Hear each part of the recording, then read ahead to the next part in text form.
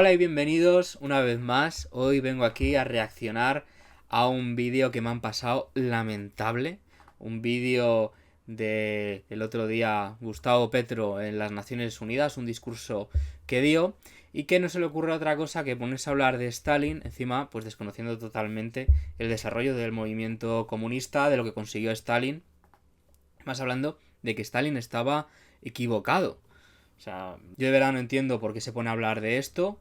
Será para hacerse el viral o algo para que destaque su discurso, porque es un discurso mediocre, un discurso que tampoco tiene tampoco mucha más importancia. Además está dado en las Naciones Unidas, que es una cosa que no le interesa a nadie, que no vale para absolutamente nada, porque al final hay países que tienen veto, que son los que deciden todo, y da igual lo que vaya a decir allí Colombia. Y lo que vaya a decir este señor también da igual a todo el mundo. Entonces, pues para hacerse la foto, que salga, que la gente hable de él, pues se ha puesto a hablar de Stalin. Si no, yo no entiendo por qué se pone a hablar de Stalin. Así que bueno, vamos a reaccionar a él y esto pues nos va a dar pie para poder hablar también un poco del socialismo en un solo país, el desarrollo, de estas ideas trotskistas extrañas que está ahora poniéndose a defender en 2025 el presidente de Colombia. Porque el Estado-Nación ha llegado también a su decadencia, quizás final. Se inventó alguna vez hace unos siglos y ya no da más. Y ya no da más porque el mismo capital se volvió global. Bueno, dice que el Estado-Nación a día de hoy no tiene sentido porque el capital se volvió global.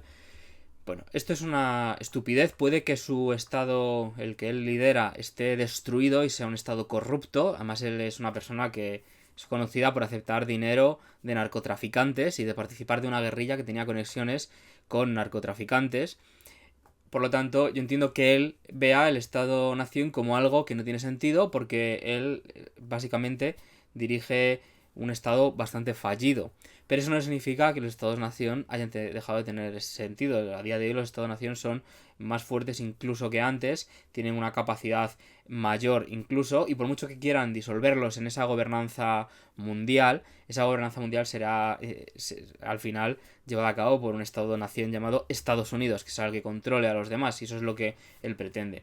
El capital ya era global en la época de Lenin y de Stalin, y no por ello dejaron de apostar por el Estado-Nación, y no por ello la Unión Soviética, que era un Estado, no dejó de tener sentido. ¿Vale? O sea que yo no sé de verdad a qué se está refiriendo este señor y qué ensoñaciones raras globalistas quiere defender. Que se centre primero en arreglar su país y luego que venga a decir lo que quiera decir de los demás. No estatal. El socialismo de Stalin debió de volverse global y no estatal.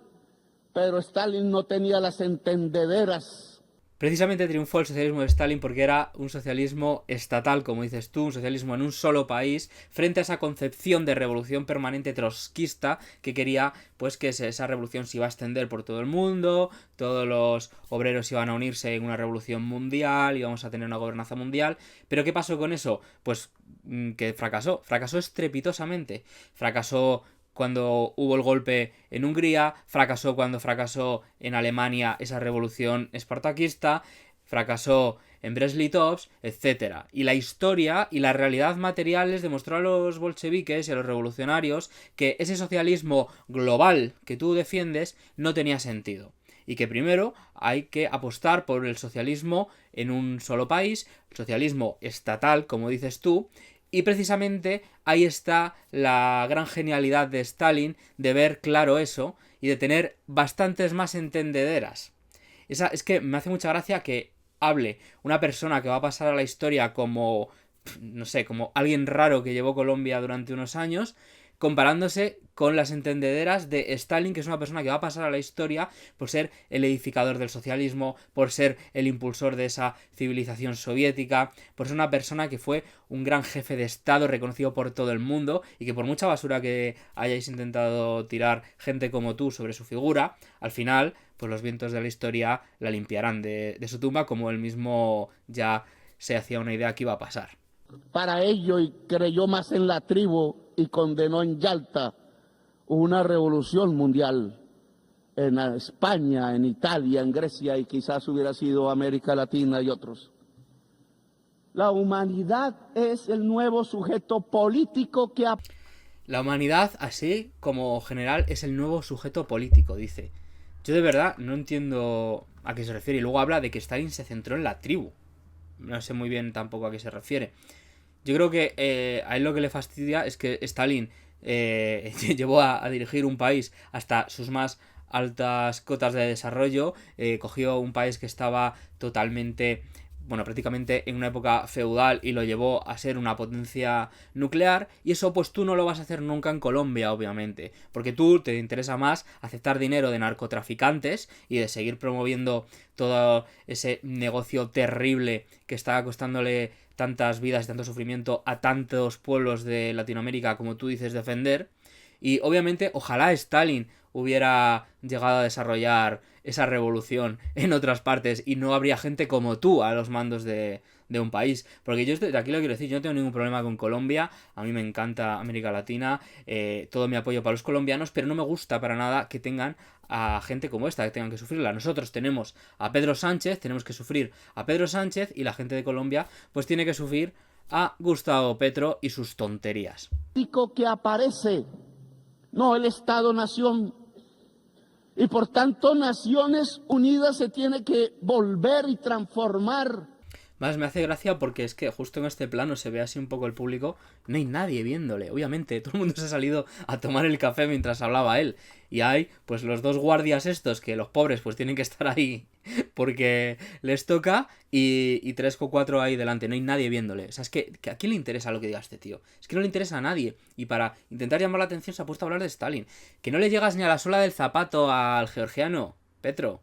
Que te vayas con Trotsky, que es lo que estás defendiendo, posiciones totalmente trotskistas de revolución permanente, idealista, que no vale para nada y que se demostró que no funcionaba, y tú ahora quieres traerlas a 2025 y hablar de que la ONU... Venga, hombre. En una humanidad unida, aunque diversa. Y habla, pues eso, de que la humanidad es el nuevo sujeto político. Bueno, o sea, ya es que esto va más allá del interclasismo, ¿no? Ya es toda la humanidad, es el sujeto, no sé, yo esto de renegar de que el sujeto revolucionario tenga que ser la clase obrera, yo no lo entiendo, de verdad. Es que no tiene sentido hablar de que el sujeto político sea la humanidad. O sea, ¿qué revolución va a hacer la humanidad como conjunto? O sea, es que parece más como una revelación religiosa de que ahora todos tenemos que ser hermanos o algo así. Es que es idealismo puro. No tiene nada que ver, o sea, si hay una grandeza en el desarrollo del marxismo, es en saber analizar cuál es la capacidad de cada clase y cuál es su potencial revolucionario, y por qué la clase trabajadora sí que es ese sujeto político que puede hacer la revolución. Y además, como ya supo Marx y Engels, esa revolución se desarrolla en un ámbito nacional. El marco de la revolución es nacional. Entonces, por supuesto que hay que hacer ese socialismo estatal que tanto le recrimina a Stalin. Es que no tiene sentido. Y ahora vamos a ver qué decía Stalin sobre el tema. Porque, por ejemplo, podemos leer Stalin y la Revolución de Octubre y la táctica de los comunistas rusos. Dice: hasta ahora solía señalarse un solo lado de la teoría de la revolución permanente, la falta de fe en las posibilidades revolucionarias del movimiento campesino. Ahora, para ser justos, hay que completar este lado con otro, la falta de fe en las fuerzas y en la capacidad del proletariado de Rusia.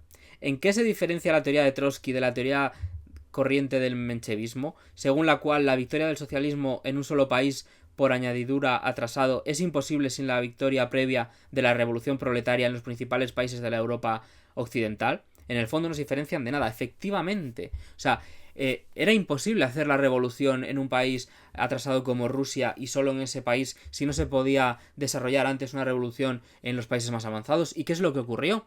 Que no hubo revolución en ningún país avanzado, y sí la hubo en Rusia. Y sí que, apostando por ese socialismo en un solo país, llegaron a conseguir todo lo que consiguieron. ¿Quién eres tú, Petro, para hablar de Stalin? Es que no le llegas ni a esto de los logros que consiguió. O sea, cuando tú hagas la mitad, bueno, ni la mitad, cuando hagas la 10ª parte de lo que hizo Stalin, ya no hablo de la revolución, sino de desarrollar su país como hizo él, pues podrás decir algo. Pero ¿qué vienes a decir tú? Si no hubiera habido esa apuesta por lo nacional y por ese socialismo en un solo país, no hubiera habido revolución, hubiera fracasado, como fracasó los intentos de esa revolución permanente. Y luego se pone a hablar de lo de Yalta, de la revolución en España, en Grecia. Es que, de verdad, es desconocimiento de la historia. Para empezar, cuando se celebra la conferencia de Yalta en 1945, España llevaba años de dictadura. O sea, la revolución ya no tenía ningún sentido de hablarla de si se podía producir en España o no. De hecho, si en España se llegó a realizar algún avance antes de la guerra y del desarrollo de la dictadura, precisamente fue por abrazar el hecho nacional. O sea, si España hubiera seguido llevando los comunistas de España esas indicaciones de la internacional, de esa visión internacionalista, nihilista, y siguiera apostando como estaban haciendo por esa visión, hubieran fracasado. Los grandes avances que se produjeron y que fueron los momentos que más estuvo cerca esa revolución en España, fue precisamente por abrazar el hecho nacional.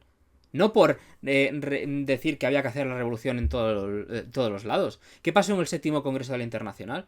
Te vas a hablar de Yalta en 1945. Es que no tiene sentido. En fin, son Petro y sus locuras. Y nos viene aquí a intentar hablar de Stalin. De verdad, es que no lo entiendo. O sea, ya os digo, ¿sabes? Para hacer el paripé en la ONU, para hacerse el revolucionario, el globalista, y lo que es un traidor a los colombianos. Ya si fuera colombiano, estaría organizándome para poder echar de una vez a gente como esta y de verdad constituir algo que fuera en progreso de los trabajadores de Colombia y del país. Porque es que este tío, ¿qué es lo que pretende? Vender su soberanía a Estados Unidos, y es que es lo que quieren hacer. No hay otro tipo de vuelta de hoja. Encima un tío que es heredero del narcotráfico, de las guerrillas de la peor forma posible que pueda haberlas. Es que no... No sé. En fin, espero que este vídeo os haya gustado. Es un vídeo pues un poco más corto de lo que tenemos de costumbre, pero es que había que reaccionar a este individuo que está diciendo locuras sobre Stalin. Yo de verdad... Es que no lo entiendo. El rollo trotskista extraño de la revolución permanente, el socialismo... Que su socialismo era estatal, es que de verdad no... No hay más vuelta de hoja. Espero que os haya gustado este vídeo y nos vemos en el siguiente vídeo de Formación Comunista.